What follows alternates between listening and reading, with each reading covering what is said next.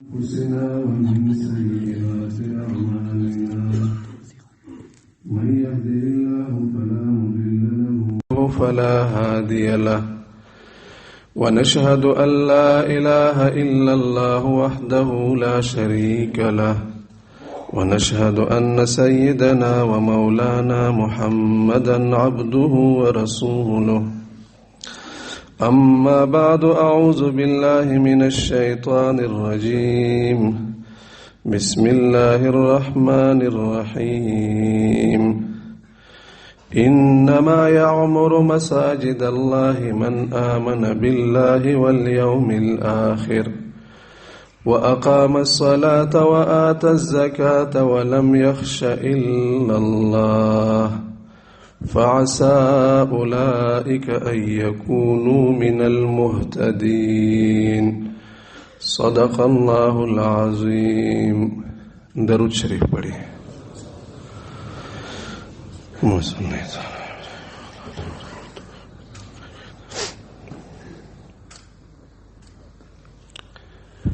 مسلمان قوم ایک بہادر قوم ہے. مسلمان غالب اور فاتح قوم ہے. مسلمانوں نے ہمیشہ حق کا ساتھ دیا اور باطل کا مقابلہ کیا، مظلوم کی حمایت کی اور ظالم کا ہاتھ روکا. مسلمان انسانیت کے لیے سب سے زیادہ خیر خواہ اور ہمدرد قوم ہے. مسلمانوں کو اگر کبھی حکومت ملی ہے تو مسلمانوں کی رعایا میں بلا تفریق مسلمان اور غیر مسلم سب نے امن و امان اور سکون کا سانس لیا ہے. مسلمانوں کی بہادری اور شجاعت کا یہ دنیا مثال پیش کرنے سے عاجز ہے. ایک طرف پوری دنیا ہوتی ہے اور دوسری طرف ایک فرد ہوتا ہے. وہ انسانیت کے خیر کے لیے آواز اٹھاتا ہے، حق کا علم بلند کرتا ہے. پوری دنیا اس کا مخالف بن جاتی ہے. لوگ اس کے ساتھ تعلقات ختم کرتے ہیں. اس کے قتل کرنے کے منصوبے بنائے جاتے ہیں. اس کو اپنے گھر سے ہجرت کرنے پر مجبور کر دیا جاتا ہے. وہ ایک فرد پہاڑ کی طرح چٹان بن کر میدان میں کھڑا رہتا ہے. پھر جب فیصلے کا وقت آتا ہے پوری دنیا شکست کھا جاتی ہے اور ایک فرد وہ غالب آتا ہے. یہ امت بڑی شان والا امت ہے. یہ امت مرحومہ ہے. اس امت کو اللہ رب العالمین کی طرف سے بڑے اعزازات ملے ہیں، بڑے تمغات ملے ہیں. یہ امت دنیا میں وجود کے لحاظ سے سب سے آخر میں پیدا ہوئی ہے، لیکن مقام کے لحاظ سے، مرتبہ کے لحاظ سے یہ امت تمام امتوں سے پہلے نمبر پر ہے. کل قیامت کے دن جب تمام لوگ اللہ کے جنت اور جہنم کے فیصلے کے لیے ترسیں گے، سب سے پہلا فیصلہ جنت کا اس امت کے لیے کیا جائے گا. اس امت کے لوگ حشر کے میدان میں آدم کی تمام اولاد میں نمایاں ہوں گے. وضو کی وجہ سے ان کے چہرے اور ہاتھ پاؤں چمکتے ہوں گے. ان امتی یدعون یوم القیامت غرا محجلین من آثار الوضوء. قیامت کے دن میری امت ہاتھ پاؤں اور چہروں کی چمکتی ہوئی آئیں گے. اس امت کے اعمال مقدار میں کم ہوں گے، تھوڑے ہوں گے. اللہ رب العالمین اس امت کو پچھلی امتوں کے دوگنا ثواب عطا کریں گے.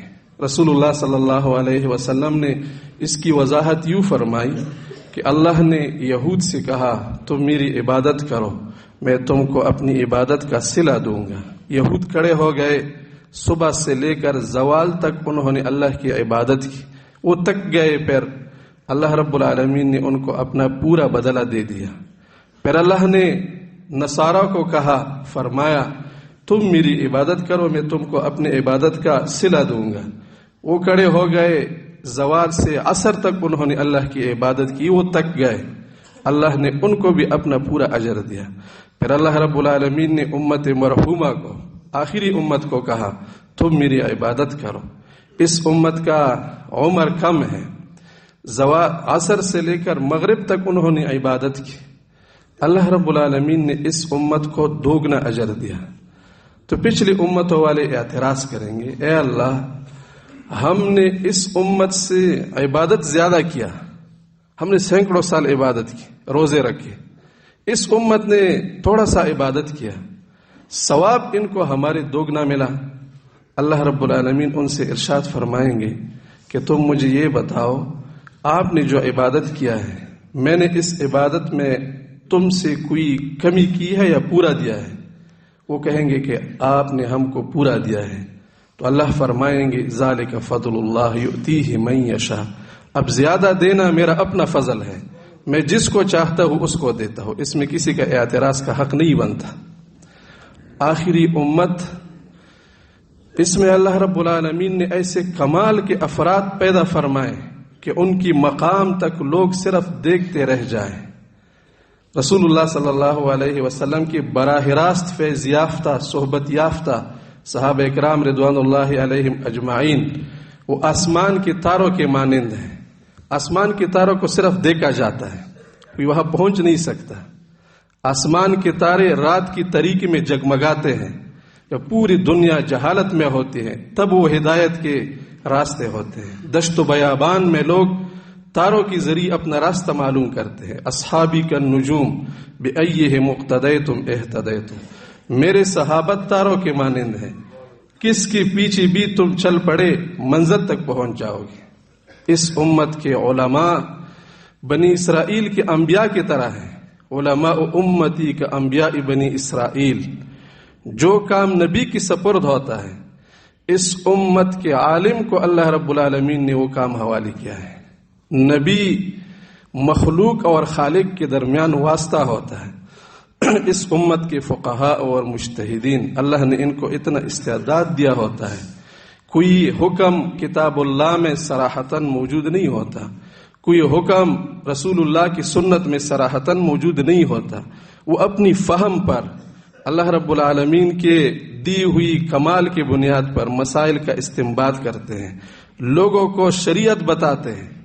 جو پیغمبر کا کام ہوتا ہے وہی کام اس امت کا علماء کرتے ہیں۔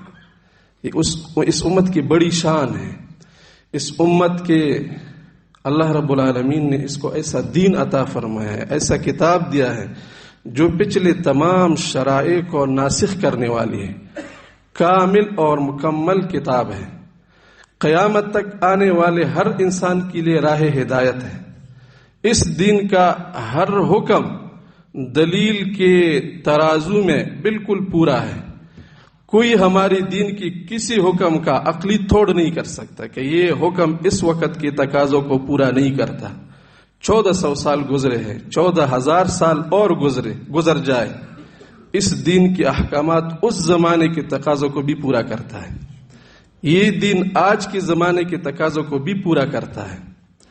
عبداللہ ابن عباس رضی اللہ عنہ کے پاس ایک یہودی آئے اور ان کو کہا کہ آپ کی کتاب میں ایک آیت نازل ہوئی ہے، اگر وہ ہمارے تورات میں نازل ہوتی ہم اس دن کو عید مناتے، اور وہ آیت یہ ہے الیوم اکملت لکم دینکم واتممت علیکم نعمتی ورضیت لکم الاسلام دینا، میں نے آج کے دن تمہاری دین کو پورا کیا۔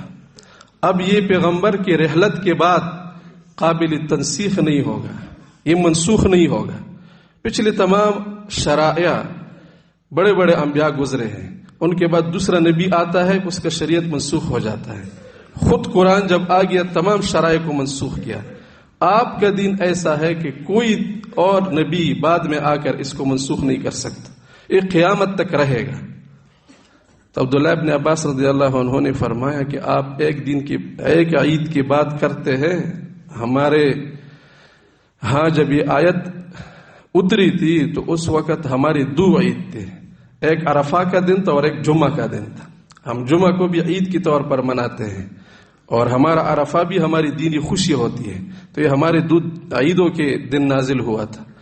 کتاب اللہ ہمارے اس امت کا کتاب ہے۔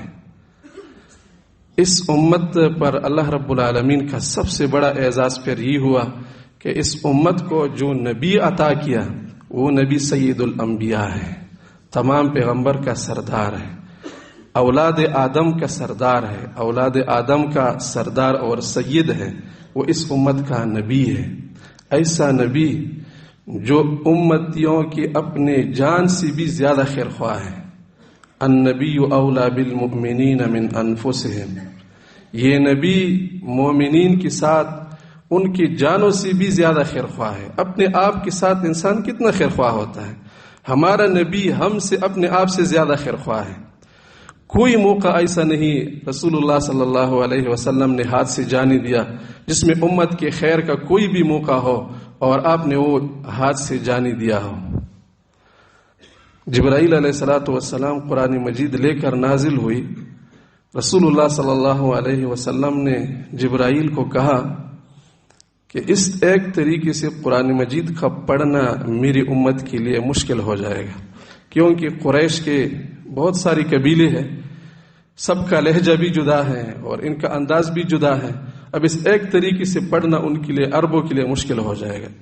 آپ جا کر اللہ رب العالمین کی حضور میری درخواست پیش کرے کہ میری امت کے لیے آسانی فرمائے۔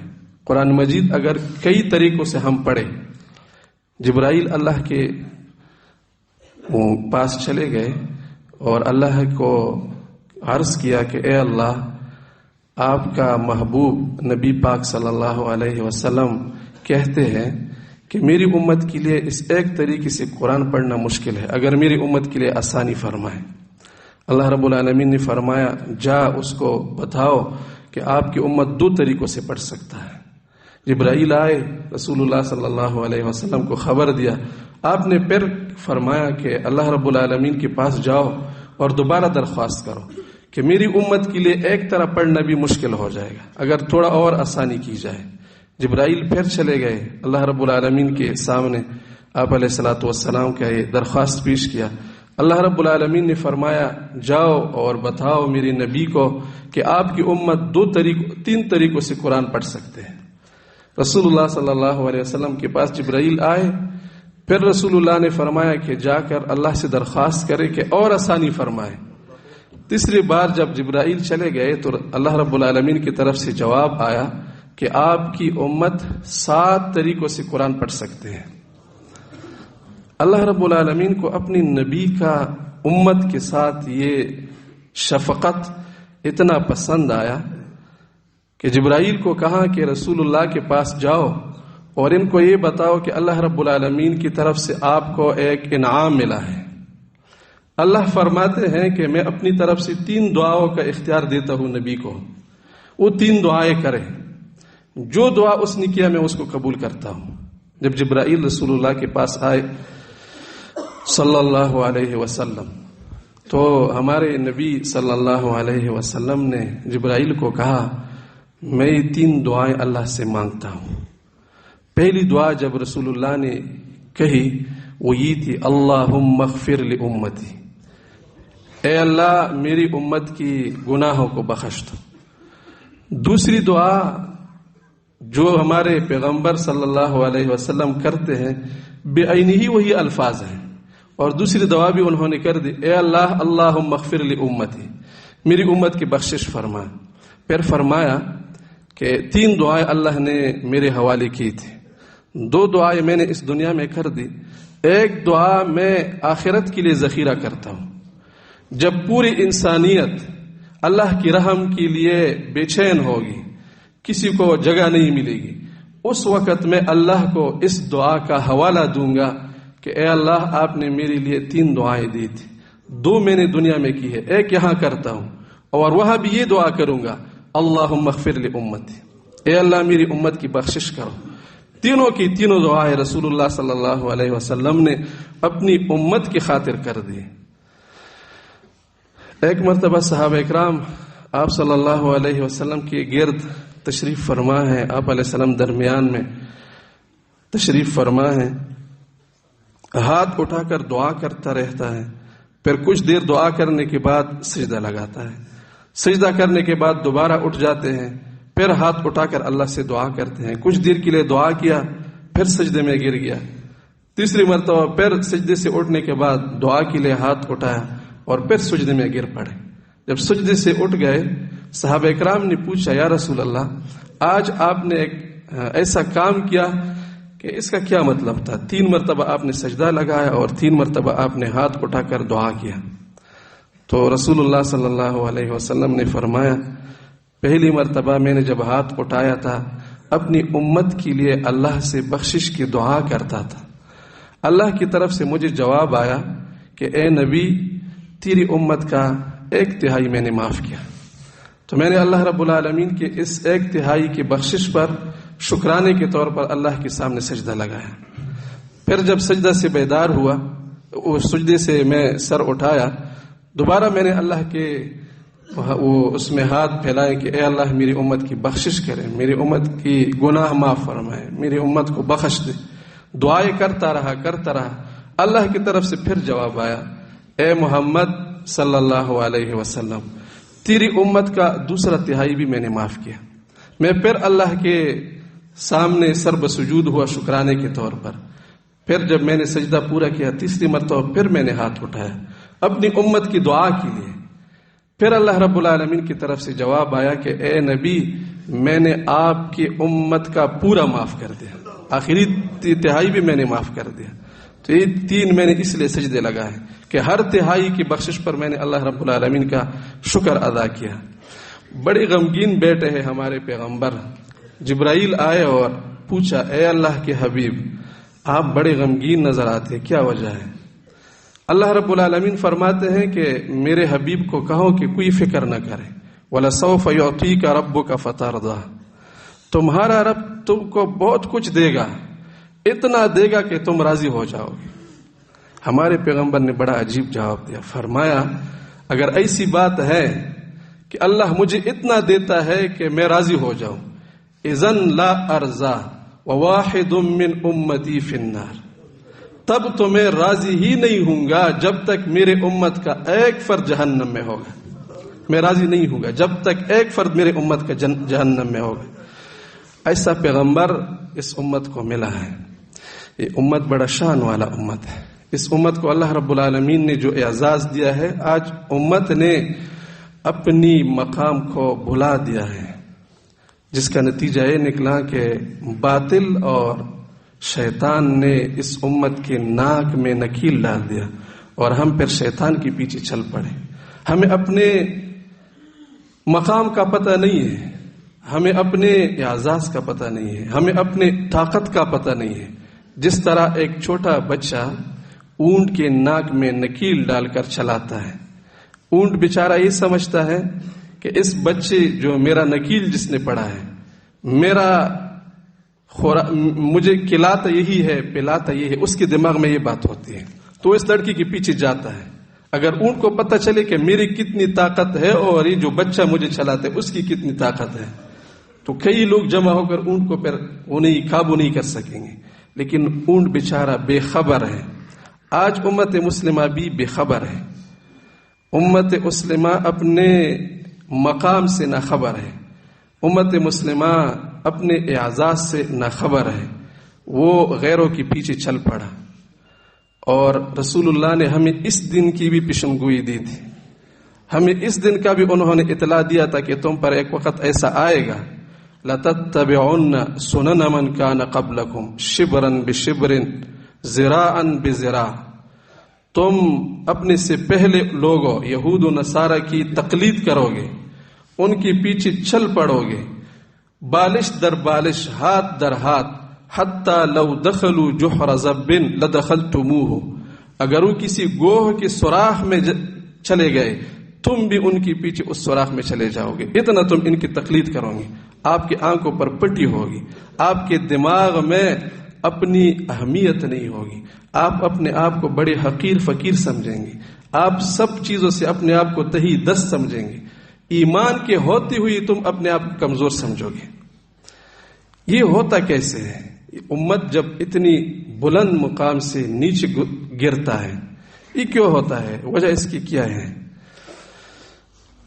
یہ حالت اس امت کی اس وقت سے بن گئی جب مسلمان یہود و نصارہ کے پاس جانا شروع ہو گئے. ہم انگریز کے مارکیٹ میں چلے گئے ان سے سودا لینے کے لیے، ہم ان کے ہسپتال میں گئے ان سے علاج کرانے کے لیے، ہم ان کے اسکول اور کالج میں چلے گئے تعلیم حاصل کرنے کے لیے. ٹھیک ہے، وہاں جانا ہماری ضرورت ہے. انہوں نے اس کا فائدہ اٹھایا. یہود و نصارہ نے اس کا فائدہ یہ اٹھایا کہ ہم یہ سبق پڑھایا اور ہمارے دماغ میں یہ بات بٹھا دی کہ آج کا زمانہ سائنس اور ٹیکنالوجی کا زمانہ ہے، اور انگریز سائنس اور ٹیکنالوجی میں بہت ترقی کر چکا ہے. مسلمان اگر تم ترقی کرنا چاہتے ہو تو انگریز کی تقلید کرنا تم کو پڑے گا. انگریز کی تقلید نہیں کرو گے تو تم کامیابی سے محروم ہو جاؤ گے. ہم جب ہمارے دماغ میں یہ بات بیٹھ گئی تو انگریز نے ہمارے ناک میں نکیل ڈال دیا. بس ہم اس کے پیچھے چلنا شروع ہو گئے کہ سائنس اور ٹیکنالوجی میں ترقی ہے، ہم انگریز کی اتباع نہیں کریں گے، انگریز کی تقلید نہیں کریں گے تو ہم دنیاوی کامیابی سے رہ جائیں گے. انگریز نے ہم کو یہ سبق پڑھایا کہ آج کا دور بڑا ترقی یافتہ دور ہے. ہم نے طب اور میڈیکل میں بہت کمال حاصل کیا ہے. تم کو اگر اپنی زندگی محبوب ہے، تم کو اگر اپنی صحت محبوب ہے، تم مر جاؤ گے اگر ہمارے راستے پر نہیں آؤ گے، ہم سے نہیں سیکھیں گے، اور اگر تم ہماری اتباع نہیں کریں گے آپ کی صحت خراب ہو جائے گی، آپ بڑی مشکل میں وقت گزاریں گے. ہمیں یہ سبق پڑھایا، ہمارے دماغ میں ایک خناس بیٹھ گیا. انہوں نے ہمارے ناک میں نکیل ڈال دیا. اون کے جب کوئی نکیل ڈالتا ہے تو بہلا پسلا کر ڈالتے ہیں. تو ہمارے دماغ میں یہ بات بیٹھ گئی کہ آج ہم خود حقیر فقیر ہے، ہمارے پاس کچھ نہیں ہے، اگر ہے تو وہ انگریز کے پاس. وہ تو بڑا ترقی یافتہ قوم ہے، وہ آسمانوں پر چلے گئے، انہوں نے نئے نئے ایجادات کی، ان کے پاس بہت کچھ ہے. تو ہمارے ناک میں انہوں نے نکیل ڈال دیا. انہوں نے ہمیں یہ سمجھایا کہ آج کا دنیا جو روز بروز بڑھتا چلا جاتا ہے، اس میں نظم و ضبط کی طریقے اگر آپ نے سیکھے ہیں تو ہم سے سیکھنے ہیں. فوجی ٹریننگ ہم آپ کو دیں گے، ہم آپ کی نظم و ضبط کو نہیں ٹھیک کریں گے تو آپ سے معاملہ گڑبڑ ہو جائے گا. ہمارے ناک میں انہوں نے نکیل ڈال دیا. ہمارا ہر فوجی وہاں جا کر تربیت حاصل کرتا ہے، جو بھی کسی عہدے پر بیٹھتا ہے، جرنیل ہو کرنیل ہو، وہاں جا کر تربیت حاصل کرتا ہے، پھر ہمارے اوپر مسلط ہوتا ہے. اور ان کے ناک میں بھی نکیل ہوتا ہے، پوری قوم کے ناک میں نکیل ہو کر ہم اس چھوٹے بچوں کے، شیطان کے پیچھے، باطل کے پیچھے، ایسے لوگوں کے پیچھے چل پڑے کہ جو اپنے رب کے باغی ہے. ہم اپنے ایسے لوگوں کی تقلید کرتے ہیں جو انسانیت کے دشمن ہیں، جن کے دل میں کسی انسان کا کوئی خیر و ہمدردی نہیں ہے، جو انتہائی گرے اور گھٹیا اخلاق کے لوگ ہیں. ان کے دل حسد سے بھرے پڑے ہیں، ان کے دل میں انسانیت کے لیے نفرت اور عداوت ہے. ہم ان کے پیچھے چل پڑے اور ان کے راستے کو اپنانے میں ہم فخر محسوس کرتے ہیں. وہ کیسا کرتے ہیں ہم اس طرح اپنے آپ کو بنائیں، وہ کیسی زندگی گزارتے ہیں ہم اس طرح زندگی گزاریں. دنیاوی معاملات کا تو ہمارا کام خراب ہی تھا. یہ اتنے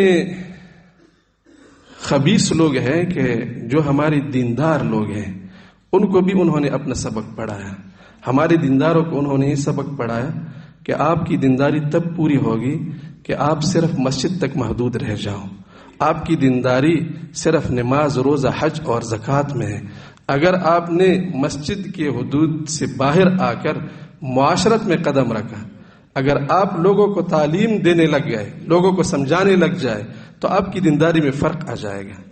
اگر آپ کسی مظلوم کی حمایت کریں گے، ہم ظلم کرتے دندناتے پھریں گے، اگر آپ نے ہمارے خلاف آواز اٹھا دیا تو آپ کی دینداری میں فرق آ جائے گا. آپ کی دینداری یہ ہوگی، آپ شریف تب ہوگے جب ہم جو بھی کریں گے آپ ہمارے خلاف آواز نہ اٹھائیں، آپ ظلم کے خلاف آواز نہ اٹھائیں، بے حیائی کے خلاف آواز نہ اٹھائیں، گناہ کے خلاف آواز نہ اٹھائیں. اپنا ذکر و اذکار کرے، اپنا نماز کرے، مسجد میں بیٹھا رہے، بس یہ آپ کی دینداری پوری ہوگی. اگر دوسری معاملات میں آپ نے مداخلت شروع کیا تو آپ کی دینداری خراب ہو جائے گی. یہ ہمارے دینداروں کو پڑھایا گیا. یہی وجہ ہے کہ دیندار ہو کر پھر بھی ہم معاملات سے بعض اوقات عملاً انکار کرتے ہیں. ہم معاملات میں دلچسپی نہیں لیتے. ہمارے معاملات جتنی بھی خراب ہو ہماری دینداری پر کوئی فرق نہیں پڑتا. ہم سود بھی کریں گے, ہم دینداری میں ہمارے فرق نہیں آئے گا. ہم خیانت بھی کرتے ہیں, ہم لوگوں کے ساتھ دھوکہ بھی کرتے ہیں, ہم کسی کا قرض بھی نہیں ادا کرتے. اس کو ہم ہوشیاری کہتے ہیں کہ میرا بھائی بڑا چلاک ہے, بڑا سمجھدار ہے, وہ لوگوں کے پیسے ایسے بٹورتا ہے کہ لوگوں کو پتہ ہی نہیں چلتا, کیونکہ ہم معاملات کو دین کا حصہ ہی نہیں سمجھتے. ہم اپنے مظلوم بھائی کے حق میں آواز اٹھانے کو اپنی شرافت کے منافی سمجھتے ہیں. میرے بھائی کے اوپر اگر کسی نے قدم رکھا ہے اور اس کا گلا گونٹ رہا ہے, میں کہتا ہوں اللہ خیر کرے گا, کیونکہ اگر میں اس کے خلاف آواز اٹھاؤں گا تو میرے شرافت میں فرق آئے گا. یہ سبق ہم نے یہاں سے سیکھا ہے, یہود و نصارہ سے, اور یہی پڑھاتے ہیں. ہم کو بھی پڑھاتے ہیں, دوسروں کو بھی پڑھاتے ہیں. ہم گرداب میں پھنس گئے. بہت بلند مرتبت امت تھے, ہم بہت اعلیٰ اقدار والے تھے. اللہ رب العالمین نے ہمیں بہت اعزاز دیا تھا. آسمانوں سے گر کر ہم نیچے زمین میں اٹ گئے, گرداب میں پھنس گئے. اب گرداب میں جب آدمی پھنس جاتا ہے, جتنا ہاتھ پاؤں مارتا ہے اتنا نیچے چلا جاتا ہے. گرداب دیکھا ہے, جو دریا میں جو وہ پانی گھومتا رہتا ہے, اس میں اگر ایک آدمی اس سے نکلنے کی کوشش کرتا ہے تو جتنا ہاتھ پاؤں مارتا ہے اتنا اور چلا جاتا ہے. ہم جتنا محنت کرتے ہیں, کوشش کرتے ہیں, اور چلے جاتے ہیں, کیونکہ ہم سے راستہ خطا ہو گیا ہے. سب سے بڑی امت کے لیے مشکل حالت تب ہوتی ہے جب امت گمراہ ہو جاتی ہے, کیونکہ گمراہی میں آدمی جو محنت کرتا ہے وہ بھی نتیجہ خیز نہیں ہوتا. آپ نے منزل ایک منتخب کیا ہے اور راستہ دوسرا اختیار کیا ہے, جتنا آگے جاؤ گے سفر سے دور, وہ منزل سے دور جاؤ گے. تو آج ہماری امت بھٹک گئی ہے, گرداب میں پھنس گئی ہے, دلدل میں پھنس گئی ہے. اب کریں گے کیا؟ ہم نکلنے کا کیا طریقہ ہے یہ بھی جاننا ضروری ہے.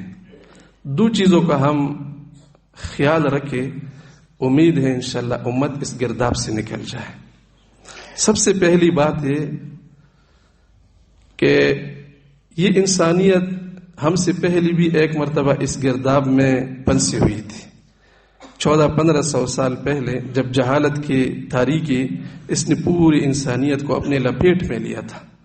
چھوٹے چھوٹے باتوں پر لوگ آپس میں قتل و غارت کرتے تھے, کسی کا جان مال عزت محفوظ نہیں تھا. اپنے رب کو لوگ بھول گئے تھے, اپنے رب سے بہت دور چلے گئے تھے. انسان سے شیطان بن گیا تھا, درندہ اور بیڑیا بن گیا تھا.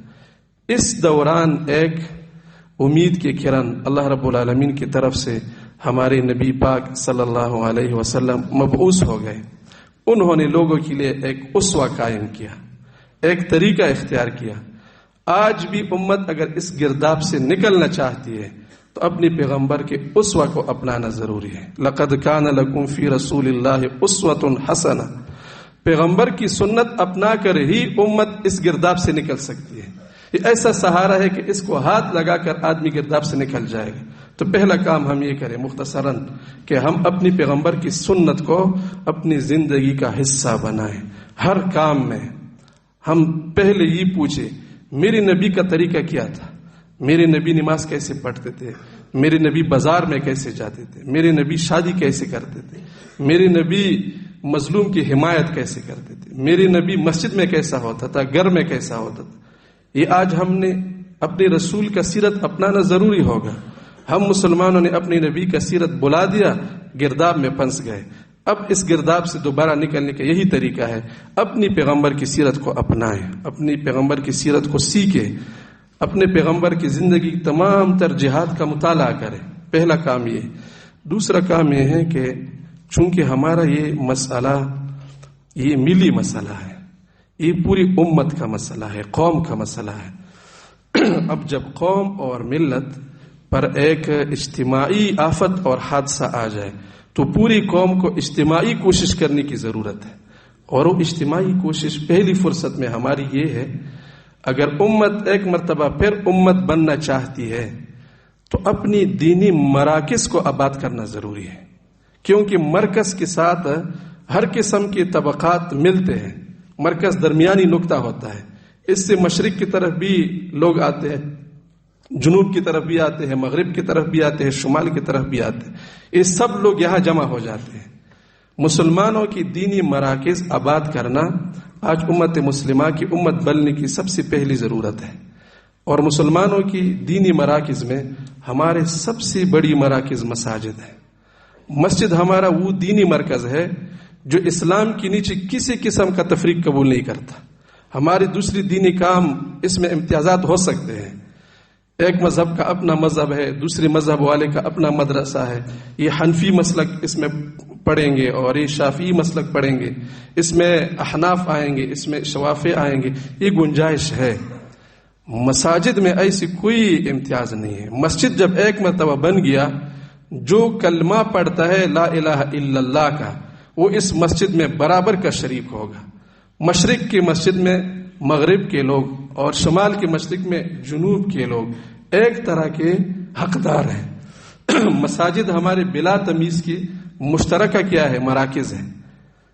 رسول اللہ صلی اللہ علیہ وسلم جب مدینہ منورہ ہجرت کر کے چلے گئے، سب سے پہلا کام آپ نے مسجد کو آباد کیا. قباء میں پہلا مسجد آباد کیا، پھر اس کے بعد کچھ دن گزارنے کے بعد جب آگے چلے گئے تو مسجد نبوی تعمیر کیا. پھر جو ارد گرد کے لوگ تھے جو وہاں پر نہیں آ سکتے تھے، ہر کسی نے اپنے محلے میں اپنا مسجد قائم کیا. یہ مسجد ہمارے مسلمانوں کا دینی مرکز ہے. یہ آباد ہوگا تو امت مجتمع ہوگا. مسجد کی آبادی دو طرح کی ہے. ایک تو مسجد کی ظاہری آبادی ہے، جس طرح ہم اس کے لیے زمین وقف کرتے ہیں، اس کی عمارت بناتے ہیں، اس میں پنکھے لگاتے ہیں، اس میں دریا بچھاتے ہیں، اس میں روشنی کا بندوبست کرتے ہیں. بہت بڑا کام ہے اور اللہ رب العالمین کی نزدیک اس کا بہت اجر و ثواب ہے. لیکن قرآن مجید میں اللہ رب العالمین نے جس عمارت کا ذکر کیا ہے کہ مساجد کی تعمیر صرف مومن لوگ کر سکتے ہیں، انما یعمر مساجد اللہ من آمن باللہ والیوم الآخر. مسجد کی آبادی صرف ان لوگوں کا کام ہے جو اللہ پر ایمان رکھتے ہیں، یوم آخرت پر ایمان رکھتے ہیں. وَلَمْ يَخْشَ إِلَّا اللَّهِ.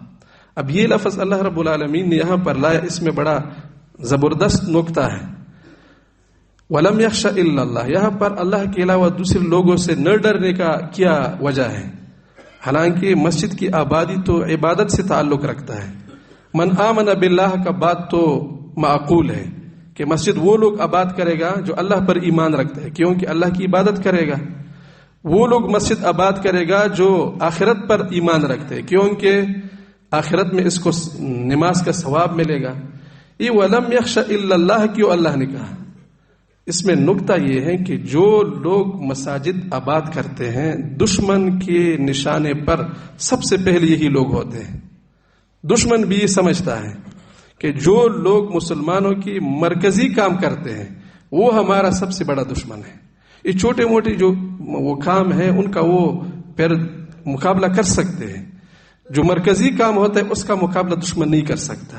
اسی لیے سب سے جو دشمن نشانے میں لیتے ہیں ان لوگوں کو لیتے ہیں جو مساجد کو آباد کرتے ہیں. تو اللہ نے فرمایا کہ مساجد آباد کرنے والے عام لوگ نہیں ہوتے. وَلَمْ يَخْشَ إِلَّا اللَّهِ، اللہ کے علاوہ کسی سے ڈرنے والے نہیں ہوتے. وہ ان خطرات سے پیچھے نہیں ہٹتے کہ میں مسجد بناؤں گا تو پھر فلاں میرے لیے رکاوٹ بنے گا. پوری دنیا ایک طرف ہو جائے لیکن میں نے مرکز آباد کرنا ہے. تو مراکز کی آبادی بہادر لوگ کرتے ہیں، شجاعت والے کرتے ہیں. جو بزدل ہوتے ہیں وہ نہ حق کا دعوت دے سکتے ہیں، نہ حق بات کر سکتے ہیں، نہ دشمن کا مقابلہ کر سکتے ہیں. وہ ایک خاص خول میں بند رہتا ہے، تھوڑی سی چیز پر قناعت کرتا ہے. وہ اس امت کا حق ادا نہیں کر سکتا. حق ادا کرنے والوں کے لیے سب سے پہلی وَلَمْ يَخْشَ إِلَّا اللَّهِ، اللہ کے علاوہ کسی مخلوق سے ڈرنے والے نہ ہو. تو یہ لوگ مساجد کو آباد کر سکتے ہیں. لیکن یہاں پر اللہ نے جو عمارت کا ذکر کیا ہے اس سے ظاہری آبادی ہرگز نہیں ہے. یہاں عمارت سے مسجد کی حقیقی آبادی ہے. اور اس کے لیے دلیل کے طور پر اگر آپ قرآن مجید کی دوسری آیت کو پڑھیں، اجعلتم سقایۃ الحاج وعمارۃ المسجد الحرام، یہاں پر بھی اللہ تعمیر کا ذکر کرتے ہیں. آگے پھر خود اللہ فرماتے ہیں کہ مسجد کا بنانا یہ ایمان کے برابر نہیں ہے. مطلب یہاں پر عمارت اور وہاں پر عمارت سے جدا جدا چیزیں ہیں. یعنی ظاہری جو لوگ مسجد کو آباد کرتے ہیں وہ مومنین کے برابر نہیں ہوتے. یہاں پر جو عمارت ہے اس سے مسجد کی حقیقی عمارت. اب مسجد کی حقیقی عمارت کیا ہے یہ سمجھنا ضروری ہے. اللہ رب العالمین نے قرآن مجید میں مسجد کی حقیقت کو بیان فرمایا ہے، وَأَنَّ الْمَسَاجِدَ لِلَّهِ فَلَا تَدْعُوا مَعَ اللَّهِ أَحَدًا، مساجد صرف اور صرف اللہ کے لیے ہوتی ہے. یعنی مسجد کی حقیقی آبادی یہ ہے کہ مسجد میں لوگوں کو اللہ کے ساتھ مضبوط تعلق حاصل ہو جائے. یا آسان الفاظ میں مسجد کی حقیقی آبادی ایمانی تحریک سے تعبیر ہے. یعنی مسجد آباد وہ ہوتا ہے جس میں ایمان کی تحریک چلتی ہے، لوگوں کو اللہ کے ساتھ جوڑا جاتا ہے، اللہ کی صفات لوگوں میں وہ حاصل کرنے کی کوشش کی جاتی ہے، اللہ کے احکامات بیان ہوتے ہیں، مسلمانوں کی ضروریات پر بات ہوتی ہے. یہ مسجد کی حقیقی آبادی ہے. وَأَنَّ الْمَسَاجِدَ لِلَّهِ، مساجد صرف اور صرف اللہ کے لیے ہے. تو پہلا رکن مسجد کی آبادی کا وہ ہے ایمانی تحریک. لہٰذا اگر ہم مساجد کو آباد کرنا چاہتے ہیں تو سب سے پہلا کام ہم یہ شروع کریں کہ ہم اپنی مساجد کو دارالایمان بنا دیں، یعنی جہاں پر ہم ایمانی محنت کریں. کیونکہ اگر مسجد ہے لیکن مسجد میں آنے والوں میں ایمان نہیں ہے تو یہ مسجد غیر آباد ہے. مسجد میں لوگ نماز کے لیے آتے ہیں لیکن وہ سر جھکاتے ہیں اللہ کے سامنے، ڈرتے ہیں دشمن سے، یہ غیر آباد مسجد ہے. مسجد کی آبادی یہ نہیں ہے کہ بہت سارے لوگ جمع ہو جائے، لوگوں کے جمگٹے کو آبادی نہیں کہتے، یا اچھے بلڈنگ کو آبادی نہیں کہتے، بہترین قسم کی قالین بچھانے کو آبادی نہیں کہتے. مسجد کی آبادی یہ ہے کہ مسجد میں آنے والا اللہ پر مضبوط مومن بن جائے. جو مسجد یہ کام کرتا ہے وہ مسجد آباد ہے، اور جس مسجد میں یہ کام نہ ہو وہ مسجد غیر آباد ہے، اگرچہ اس کی بلڈنگ کتنی عالیشان ہو، وہ کتنا مزیدار ہو.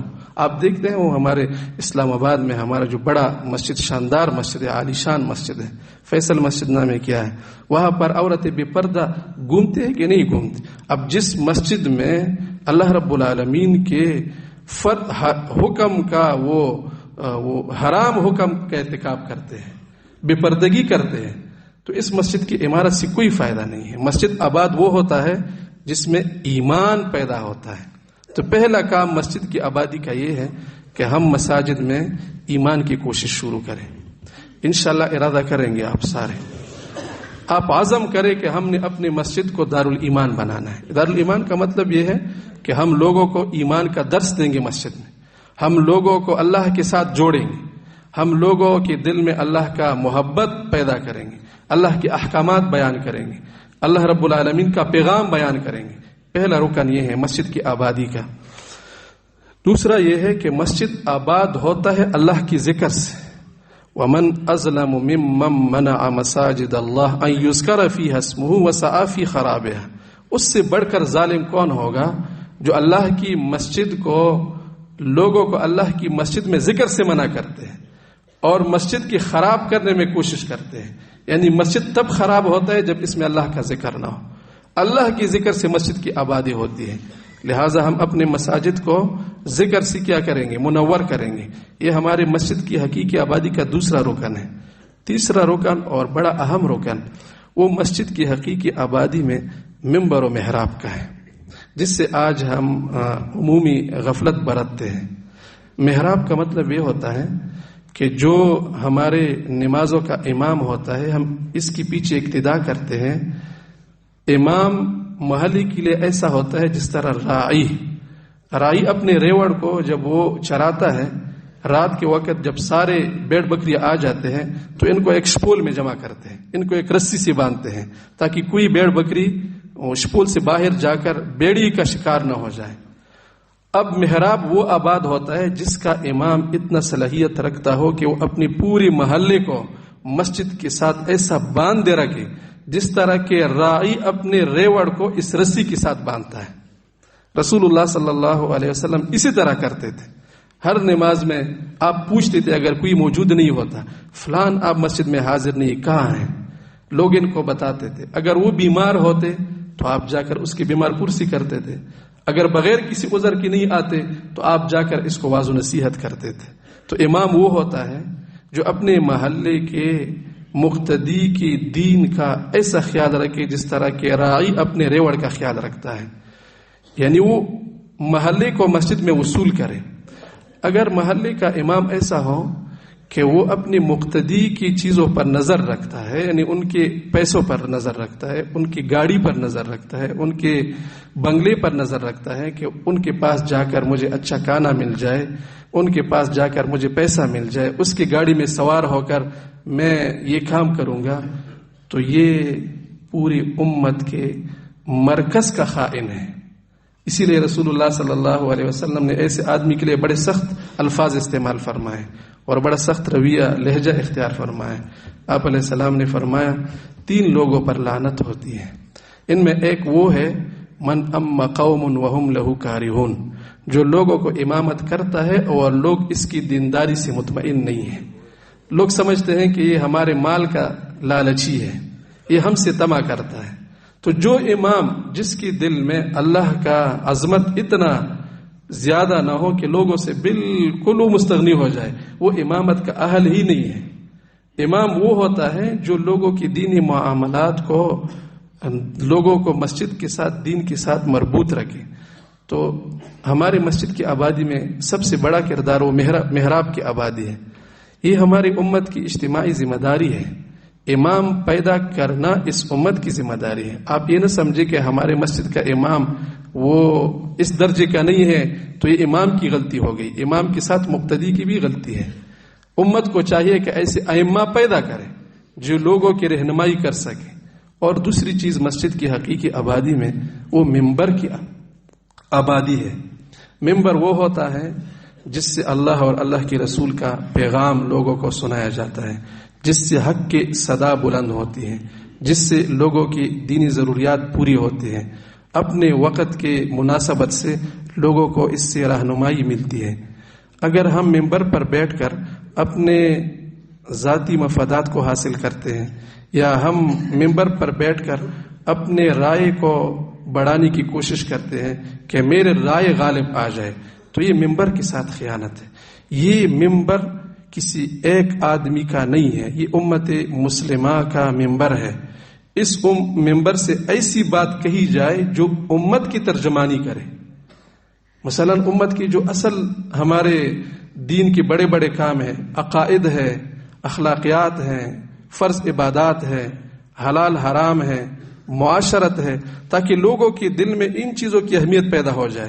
اگر ہم ان ساری چیزوں کو چھوڑ کر نیچے درجے میں آ کر اپنے رائے کو ہر روز ممبر پر بیان کرتے ہیں کہ اس مسئلے میں میرا رائے یہ ہے، اور وہ رائے بیان کرتے کرتے ہم ہفتے لگاتے ہیں، مہینے لگاتے ہیں، سال لگاتے ہیں، مقتدی میں صرف آپ کی اوقات تو بڑھ جاتی ہے کہ ہمارا ممبر پر بیٹھنے والا بڑا عالم ہے، دین سے اس کا کوئی تعلق نہیں رہتا، نہ اللہ کو جانتا ہے، نہ رسول کو جانتا ہے، آپ کے مسئلے کو جانتا ہے۔ آج ہمارا ممبر اسی وجہ سے خراب ہوا کہ ہم ممبر پر اپنے رائے کو لوگوں پر منوانے کی کوشش کرتے ہیں، اللہ کی عظمت لوگوں میں کے دل میں بٹھانے کی کوشش نہیں کرتے۔ یہ ممبر خراب ہو گیا، اور جب یہ 2 چیزیں غیر آباد ہو جائے، ممبر و محراب، تو مسجد غیر آباد ہو گیا، اور جب مسجد غیر آباد ہو جائے تو مسلمانوں کا مرکز تباہ ہو گیا، اور جب مرکز ہی نہیں رہے تو پھر امت کیا ہو جائے گا؟ ٹکڑے ٹکڑے ہو جائے گا۔ آج امت کے انتشار کا ایک بہت بڑا وجہ یہ ہے کہ ہم نے اپنے مراکز کو آباد نہیں کیا۔ تو ہم اگر امت بننا چاہتے ہیں تو اپنی مساجد کو آباد کریں، حقیقی آبادی سے آباد کریں۔ انشاءاللہ یہ 2 کام ہم کریں گے تو یہ امت پھر سے وہی امت بن کر رہ جائے گا جس امت کی پوری دنیا اتباع کرتے تھے۔ یہ دشمن اس امت سے اتنا خوف زدہ ہے، وہ مسلمان کا نام سن کر اس پر کپ کپی طاری ہوتی ہے، کیونکہ انہوں نے مسلمان کا زور دیکھا ہے، طاقت دیکھا ہے۔ جو لوگ اونٹ چرانے والے ہوتے ہیں، اونٹ کا بہت بڑا غصہ ہوتا ہے، جب کسی کے ساتھ اس کا غصہ آ جاتا ہے پھر اس کو چھوڑتا نہیں ہے۔ اگر کسی صحرا میں ایک آدمی اپنی پیچھے اونٹوں کا بڑا قطار روانہ کر کے جاتا ہے، وہ ٹھیک ہے نکیل سے انہوں نے اس کو پکڑا ہے اور چلاتا ہے، لیکن وہ یہ بھی ڈرتا ہے کہ کہیں کسی اونٹ کو میرے اوپر غصہ نہ آ جائے، اگر اس صحرا میں وہ اونٹ میرے لیے غصہ ہو گیا تو پھر میرا کوئی جائے پناہ نہیں ہے۔ دشمن آج بھی مسلمان سے ایسا ڈرتا ہے، اور یہ دشمن کی جو ہم کو وہ بتاتا ہے کہ یہ سائنس ہے، ٹیکنالوجی ہے، یہ پانی کے بلبلے ہیں، یہ ایمان کے سامنے کچھ بھی نہیں ہے۔ مسلمان صرف اپنی غفلت کے خواب سے بیدار ہو جائے، تو اللہ کرے کہ امت بیدار ہو جائے۔ یہاں پر آنے والوں سب کے لیے یہاں سے یہ پیغام ہے کہ آپ اپنے علاقے میں جا کر امت کی بیداری میں اپنا کردار ادا کریں. اب یہ میدان ہمیں رہ گیا ہے، ہم اس امت کے رکھوالے ہیں، اور کوئی تو نہیں آئے گا. پھر ہم میں سے خاص کر جو مسجد مدرسے میں آتے ہیں یہ تو امت کے خواص ہوتے ہیں، تو یہ امت کے رکھوالے آج ہم ہیں. اس امت کی نگرانی ہمارے ذمہ ہے. ہم اپنی وسعت کے مطابق پوری کوشش کریں. اللہ رب العالمین مسلمانوں کی تھوڑی محنت پر بہت کچھ دیتا ہے. اگر مسلمان سنجیدگی کے ساتھ اس طرف متوجہ ہو جائے کہ امت مسلمہ بیدار ہو جائے. اللہ رب العالمین نے مسلمانوں کو ایسا میڈیائی قوت دیا ہے، یہ ہم ان کی میڈیا سے ڈرتے ہیں. اس ممبر میں اتنی طاقت ہے کہ اس ممبر کی بات جا کر ان کی ایوانوں سے ٹکراتی ہے. ہم نے اپنے ممبر کے اوقات کو خود گھٹا دیا ہے. اس ممبر کی آواز سے دشمن کے دل چیر جاتے ہیں. وہ لاؤڈ سپیکر کے اذان سے شیطان جس طرح بھاگتا ہے اسی طرح وہ اذان کی آواز کو برداشت نہیں کر سکتے. بعض ملکوں میں تو اسی لیے وہ اذان پر پابندی لگاتے ہیں. وہ اللہ اکبر کی صدا کو وہ کیا نہیں ہو سکتے، ان کا دل ان کو برداشت نہیں کر سکتا. مسلمان میں اب بھی وہ طاقت ہے. ہم یہ دو کام کریں، اپنے پیغمبر کی، اپنے رسول کی سنت کو اپنائیں اور دینی مراکز کو آباد کرنے کی کوشش کریں. اللہ تعالی عمل کی توفیق عطا فرمائے. وآخر دعوانا ان الحمد للہ رب